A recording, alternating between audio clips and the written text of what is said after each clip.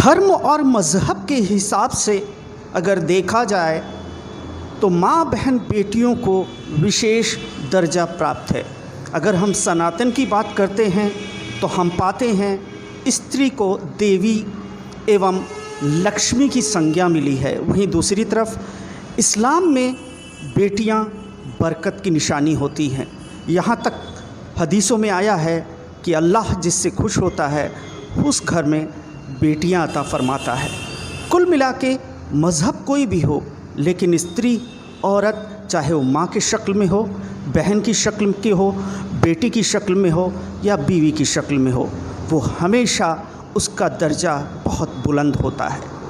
लेकिन वक्त के साथ चीज़ें और हालात बदलती गईं, समाज में बहुत सी बुराइयां आ गईं और धीरे धीरे ऐसा वक्त आ गया कि अब अगर घर में बेटी है तो इसको दुर्भाग्य से जोड़ा जाता है। यहाँ तक कि बहुत से लोग इसको अभिशाप की तरफ से मानते हैं और बहुत से लोग पाप मानते हैं अगर घर में एक बेटी है या दो बेटी है। और जिसके घर में 4 बेटियां हैं वो समझ लो उसके लिए ये दुनिया नरक से कम नहीं है। ऐसी वानगियाँ, ऐसी घटनाएं हम अक्सर देखते आए हैं कि लोगों के घर में बेटियां बैठी रह जाती हैं, शादियां नहीं होती। या तो वो कद में कम है, या तो कम पढ़ी लिखी है, या तो वो छोटे परिवार या गरीब परिवार से है। तो ऐसी बेटियों की शादियां नहीं हो पाती हैं और समाज में गंदी निगाहें उनको घूरती रहती हैं, या तो वो गलत रास्तों पर निकल जाती हैं। आखिर ये समाज में क्यों हुआ, किस लिए हुआ, कैसे हुआ, कौन जिम्मेदार है, इसको कब सोचेंगे हम, कब चेतेंगे हम? क्योंकि अब वक्त और बुरा हो गया है। दिन पर दिन ऐसी घटनाएं हो रही हैं जहां पे बलात्कार आम बात हो गई है। अब तो रोज़ सुनने को मिलता है कि फ़ला जगह पे 10 साल की बच्ची, 15 साल की बच्ची, यहाँ तक कि ब्याहता स्त्रियों का भी बलात्कार या उनका सेक्सुअल हरेसमेंट होता रहता है। इन्हीं चीज़ों को देखते हुए हमने सोचा क्यों ना इन कमियों के पीछे क्या वजह है उसको ढूंढा जाए। तो जो सबसे बड़ी बात निकल कर आई वो है हमारे समाज में दिखावे का जो एक चल गया है तरीका। शादियां महंगी होने लगी हैं, दहेज खुले आम दिए जा रहे हैं, खुले आम मांगे जा रहे हैं। लड़के वाले एक तरीके से अपने लड़कों का सौदा करते हैं। दहेज इतना बड़ा अभिशाप बन गया है। बीच में कुछ वर्ष तो ऐसे थे जहाँ पे दहेज के लिए बहुएं जलाई जाती थीं, बेटियों को मार दिया जाता था, उत्पीड़न किया जाता था। इन्हीं सब चीज़ों को मद्देनज़र रखते हुए हमने सोचा क्यों ना एक ऐसी मुहिम चलाई जाए कि समाज में ये सारी चीज़ें या तो ख़त्म हो जाएं या तो कम हो जाएं। इसी सिलसिले में हमने इस्लामिक धर्म गुरुओं से इसके पीछे राय जानना चाहा और ख़ास तौर पे मुसलमानों में व्याप्त ये सारी बुराइयां क्यों पनप गईं और इनको कैसे कम किया जा सकता है या ख़त्म कर दिया जाता है। इसी सिलसिले में हम पहुँचे प्रयागराज के शहर काज़ी इस्लामिक दृष्टिकोण से किसी भी शहर या ज़िले का सुप्रीम पावर होता है। आपने सुना होगा फतवा जारी होता है। असल में शरीयत, कुरान और हदीसों को की जानकारी रखने वाले ऐसे लोग मुफ्ती कहलाते हैं। उन्हें शहर काज़ी का पद दिया जाता है ताकि जब भी कोई मज़हबी मसला हो उसका सही निवारण क्या है ऐसे लोग लिखित में देते हैं और समाज उसको फॉलो करता है। तो हम प्रयागराज के शहर काज़ी मुफ्ती शफ़ीक अहमद शरीफ़ी साहब से मिले और उनसे जानना चाहा इस्लामिक दृष्टिकोण से शादियों में क्या होना चाहिए, क्या नहीं होना चाहिए, और विस्तार पूर्वक मुफ्ती साहब ने हमको बताया। वो असल में एक ऐसी शख्सियत हैं जो फ़ोटो खिंचाना या अपनी तस्वीरें उतरवाना या वीडियो में कैमरे के सामने आना उससे बहुत परहेज़ रखते हैं। बहुत ज़्यादा इन चीज़ों को ज़रूरी नहीं समझते हैं। इजाज़त लेने के बाद हमने कैमरा उनकी तरफ नहीं किया, हमने कैमरा अपनी तरफ किया। उनसे सवाल हमने पूछा, उन्होंने जवाब दिया। हमने उनका ऑडियो रिकॉर्ड कर लिया ताकि हम समाज को दिखाएं, लोगों को दिखाएं और ये बताने की कोशिश करें कि आज हम समाज में जितनी भी चीज़ें, जितनी भी बुराइयां हैं वो किस लिए हो रही हैं, क्यों हो रही हैं, इनका निवारण क्या है और आने वाला वक्त कैसे हमारी बेटियां सुरक्षित हों, उसका कुछ निवारण किया जाए। तो शफीक साहब ने पूरी बात खुलकर कही। आप सुनिए, चीज़ें ऑडियो में हैं, सुनना बहुत ज़रूरी है क्योंकि हमें अपनी माँ बहन बेटियों की इज़्ज़त बचानी है। बिस्मिल्लाहिर्रहमानिर्रहीम। मज़हब इस्लाम दीन फितरत है और उसने निकाह के मामलात को बहुत आसान फरमाया है कि निकाह के लिए मियाँ बीवी का इजाब व कबूल और सिर्फ 2 गवाहों की मौजूदगी काफ़ी है। महर के ताल्लुक़ से भी इस्लाम का नुक्ते नज़र बिल्कुल साफ़ है कि उसने ज़ौजैन यानी मियाँ बीवी के हालात को मलहूज़ रखकर आपसी रज़ामंदी से जो महर चाहे रख लें, लेकिन कम से कम जो शरीयत ने महर के ताल्लुक़ से अपने मानने वालों को हिदायत दी है वो ये है कि 10 दिरहम से कम महर नहीं हो सकता। हदीस पाक में है ला महरा अक़ल्लु मिन अशरति दराहिमा, 10 दिरहम से कम महर नहीं हो सकता। 10 दिरहम का तकरीबन 3.25 तोला चांदी होता है और 31 ग्राम मुरवजा पैमाने से होता है। तकरीबन 2022 रुपये कम से कम महर हो सकता है, इससे कम महर नहीं हो सकता। लेकिन अगर शौहर गनी है और वो इससे ज़्यादा महर दे सकता है तो शरीयत ने उसको रोका नहीं है। और अब तो इस ज़माने में बेहद ज़रूरी है कि महर इतना रखा जाए ताकि शौहर जल्द तलाक़ देने की जुर्अत ना करे। और इसमें कोई शक नहीं कि आज मुसलमान अपने इस्लाम के नुक्ते नज़र से शादी ब्याह के ताल्लुक़ से बहुत दूर होता चला जा रहा है और उसमें वो अग़ियार यानी गैरों को देख कर तरह तरह से नाजायज़ उमूर का इर्तिकाब कर रहा है, जिसकी वजह से हम काज़ियान और हमारे तमाम वो तलामज़ा जो हमसे मुताल्लिक़ हैं, हम लोगों ने फतवा भी जारी किया है, हैंड बिल भी शाये किया है कि जहाँ शरीयत के ख़िलाफ़ उमूर अंजाम दिए जाएंगे, मसलन आतिशबाज़ी, गाजे या रक़्स, बाजे, धूम धड़ाका जो शरीयत में नाजायज़ है,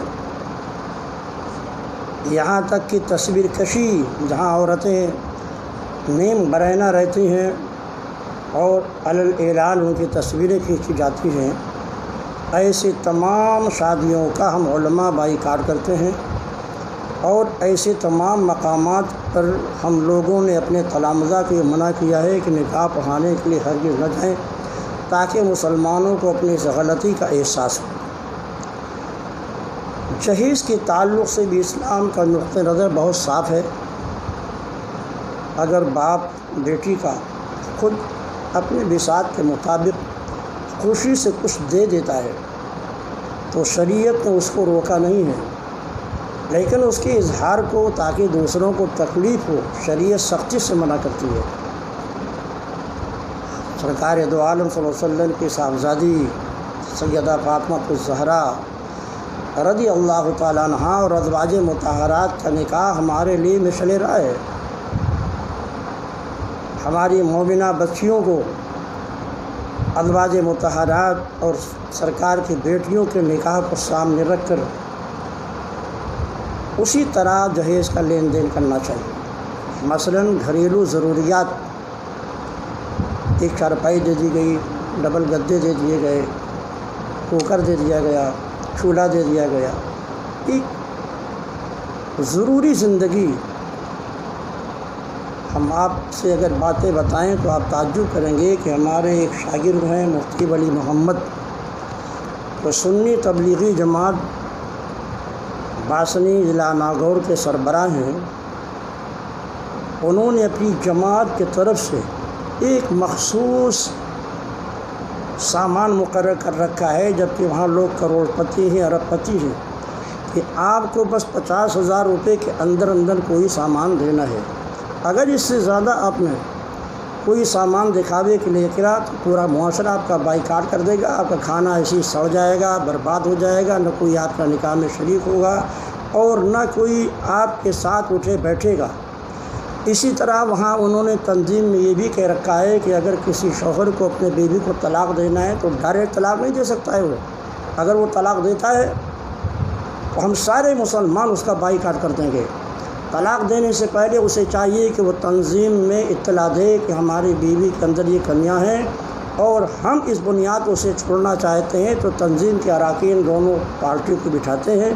بٹھانے کے بعد پہلے مصالحت کی کوشش کرتے ہیں، اگر مصالحت ہو جاتی فبہا، ورنہ بہت آسانی کے ساتھ صرف ایک طلاق دے کر کے اور نکاح سے الگ کر دیا جاتا ہے، دونوں کو آزاد کر دیا جاتا ہے۔ اور تنظیم کو اطلاع دیے بغیر اگر کسی نے طلاق دے دیا اس کا بھی معاشرے میں بائیکاٹ کر دیا جاتا ہے، اس کے ساتھ سلام کلام کھانا پینا سب بند کر دیا جاتا ہے، مہر سے اعلان کر دیا جاتا ہے۔ اس لیے ہم تمام مسلمانوں سے آپ کے واسطے سے یہ گزارش کریں گے کہ آپ اپنے مذہب اسلام کے قریب آئیے اور اسلام نے جو نکاح کو بہت آسان بنایا ہے اس پر آپ عمل کیجیے۔ جن لوگوں کو اللہ نے دولت دی ہے، غنی ہیں، وہ اپنے مال کا اظہار کر کے غریبوں کے دلوں کو ٹھوس پہنچاتے ہیں۔ ان سے میری گزارش ہے کہ اگر آپ کو کچھ دینا بھی ہے تو بہت خفیہ طریقے سے اپنے داماد کو کچھ دے کر اسے کاروبار وغیرہ کرا کے اسے پاؤں پہ کھڑا کر دیجیے، اسے جہیز وغیرہ کا مظاہرہ کر کے اور دولت کا مظاہرہ کر کے دوسرے غریب مسلمانوں کو آپ تکلیف میں مبتلا مت کیجیے۔ ہمارے سامنے سینکڑوں ایسی بچیاں ہیں جو کافی پڑھی لکھی ہیں، گریجویٹ ہیں، لیکن ان کی والدین میں مالی استطاعت نہیں ہے، آج وہ بوڑھی ہو گئی اور کوئی ان سے نکاح کرنے کے لیے تیار نہیں ہے۔ اور آئے دن اس طرح کی خبریں ملتی رہتی ہیں کہ جو بچیاں جہیز لے کر نہیں جاتی ہیں انہیں ساس، ان کے سسر، ان کے نندے تانے دیتی ہیں، یہاں تک کہ یا تو خودکشی کر لیتی ہیں اور یا انہیں قتل کر دیا جاتا ہے یا شوہر انہیں طلاق دے کر نکاح سے باہر کر دیتا ہے۔ اس لیے میں پہلی گزارش کروں گا تمام مسلمانوں سے کہ شریعت کے مطابق مختصر پروگرام نکاح کا رکھیے۔ 1,000 2,000 براتیوں کو بلانے کی کیا ضرورت ہے؟ اسلام میں کہیں اس کی کوئی نظیر نہیں ملتی ہے۔ اس لیے مختصر پروگرام کریں، خاندان کے لوگوں کو مدعو کریں، جہیز بہت مختصر دیں اور اس کا مظاہرہ نہ کریں۔ ہم لوگوں نے فتویٰ بھی جاری کر رکھا ہے اور ہینڈ بل بھی چھاپ کر کے نینی وغیرہ کے علاقے میں تقسیم کیا ہے کہ ناجائز امور پر مشتمل جو شادیاں ہیں ان کا بائیکاٹ کیا جائے۔ چنانچہ ہم لوگ اور ہمارے تلامذہ وہاں نکاح پڑھانے کے لیے ہرگز نہیں جاتے۔ ولیمہ یقیناً سنت ہے۔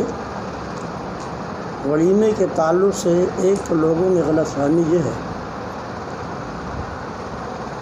کہ وہ نکاح کے بعد لڑکی رخصت ہو کر چلی آتی ہے، اس کے 2-3 روز کے بعد ولیمہ کرتے ہیں، یہ سنت کے خلاف ہے۔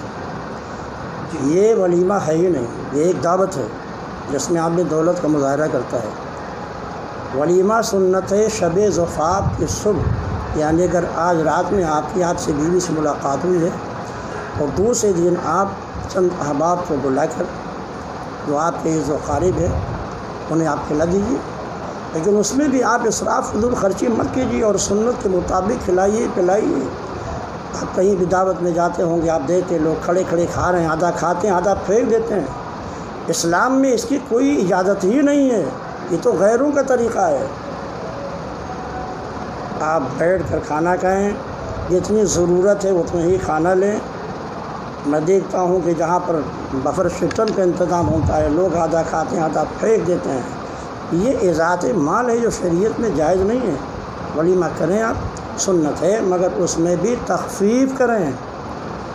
اگر اللہ نے آپ کو دولت دی ہے تو اس دولت کو خالی ولیمے پہ خرچ مت کیجیے۔ طبقے میں جو یتیم بچیاں ہیں، مظلوم لوگ ہیں، غریب مسلمان ہیں، ان کے اوپر آپ اپنی دولت کو خرچ کر کے اور اپنے بیٹی اور اپنے داماد کے لیے اس کا ثواب نظر کر دیجیے۔ اس سے ان کی زندگی میں انقلاب پیدا ہوگا اور قوم بھی آگے بڑھے گی۔ اللہ مسلمانوں کو سنت کے مطابق ولیمہ کی توفیق عطا فرمائے۔ اچھی بات ہے، یہ تو مطلب خالی ایک ضلع کی بات نہیں ہے، پورے ہندوستان کی بات ہے۔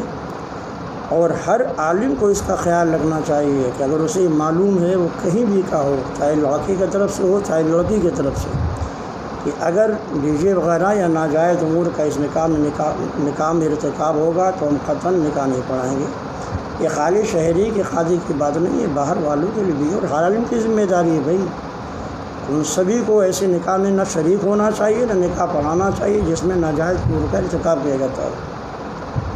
لڑکے والے لے کر کے آئیں تو ایسا نہیں ہے، بہت سارے مقامات پہ ہم نے دیکھا کہ لڑکے والے لے کر کے آئے، لیکن جب وہ یہاں پہنچے الہ آباد میں، وہ دیکھا کہ یہاں ناجائز امور کا ارتکاب ہو رہا ہے تو نکاح پڑھانے سے انکار کر دیا انہوں نے۔ بتانے کے لیے ہماری مختلف تنظیمیں ہیں جو صرف عورتوں کا اجلاس منعقد کرتی ہیں اور اس میں انہیں دینی باتیں بتاتی ہیں۔ یہ اب ان معلمات اور مفتیات کی ذمہ داری ہے کہ جو عورتوں کے اجتماع میں جا کر تقریریں کرتی ہیں وہ خدا و رسول کا خوف ان کو دلائیں اور ان کو سمجھانے کی کوشش کریں۔ ظاہر مردوں کی محفل میں عورتیں بہت کم آتی ہیں، تو یہ کام ہماری معلمات اور مبلغات کا ہے کہ وہ ان کے اصلاح کریں اور شوہر کی اہمیت اور عظمت کو پہچانیں، کیونکہ اصل جو گھر کا حاکم ہوتا ہے وہ شوہر ہوتا ہے، اور وہ شوہر جو ہوتا ہے وہ کامل العقل بھی ہوتا ہے، جبکہ عورتوں کے تعلق سے شریعت نے فرمایا ہے کہ یہ ناقص العقل ہوتے ہیں۔ اب نقصان عقل کی وجہ سے وہ خالی شہرت اور کی بنیاد پر ایسا کر گزرتی ہیں جو شریعت کے خلاف ہے، تو انہیں بھی اپنے شوہر کے حکم کی اطاعت کرنا چاہیے۔ اور معلمات اور مبلغات سے ہم گزارش کریں گے، مقررات سے، کہ وہ جہاں بھی عورتوں کے اجتماع میں جائیں وہاں پر ایک گھریلو معاملات، شوہر کی عظمت، بیٹے اور بیٹیوں کی ذمہ داری، عید و اقارب سے ملنے جلنے کا شرعی طریقہ اور اسلام کے روشنی میں نکاح اور شوہر کا انتخاب کا طریقہ، اس پر تقریریں کریں تاکہ عورتوں کی بھی اصلاح ہو سکے۔ اللہ ہماری مومنہ عورتوں کو شریعت کے قریب آنے کی توفیق عطا فرمائے۔ جو مروجہ بارات ہے، 200 300 500 1000 50 گاڑیاں لائی جاتی ہیں، شریعت میں اس کی کہیں اصل موجود نہیں ہے۔ لیکن لڑکی کیا کھانا یہ شریعت میں ناجائز و حرام نہیں ہے۔ ایک مومن اگر ایک مومن کی ضیافت کرتا ہے تو ضیافت بھی سنت ہے، اور ضیافت احباب یا نزول رحمت باری کا سبب ہوتا ہے۔ ہاں احتیاط کرنا چاہیے تاکہ لڑکی والوں پر مالی بوجھ کم سے کم پڑے۔ ہماری یہ عادت ہے، اور ہمارے بہت سارے احباب ہمارے ہیں، ہماری انتظامیہ کمیٹی کے لوگ ہیں کہ شادی میں اگر بچوں کی جائیں گے بھی تو کھانا نہیں کھاتے ہیں، شرکت کر لیا، جو کچھ دینا ہوا بچے کو دے دیا، اس پر چلے۔ تو ایسا نہیں کہ کھانا ناجائز ہو، مگر جب آپ نہیں کھائیں گے تو اس سے لڑکی والوں کو بہرحال تھوڑا راحت تو ملے گی، اس لیے احتیاط کرنا چاہیے، اور بہتر یہی ہے کہ کھانا نہ کھائیں لڑکی کے گھر، کیونکہ اس پر تو ایسے ہی معاشرے نے جہیز کا اتنا بورڈ ڈال دیا ہے کہ اسی کے نیچے وہ دب جاتے ہیں، اور مزید اس پر اتنے لوگوں کو کھانا کھلانے کی ذمہ داری ان کے لیے اور باعث پریشانی بن جاتی ہے۔ اس لیے میں اپیل کروں گا کہ جو لوگ صاحب استطاعت ہیں وہ ہرگز کھانے سے احتراز کریں، ایسا نہیں کہ ناجائز ہو، بہتر یہی ہے۔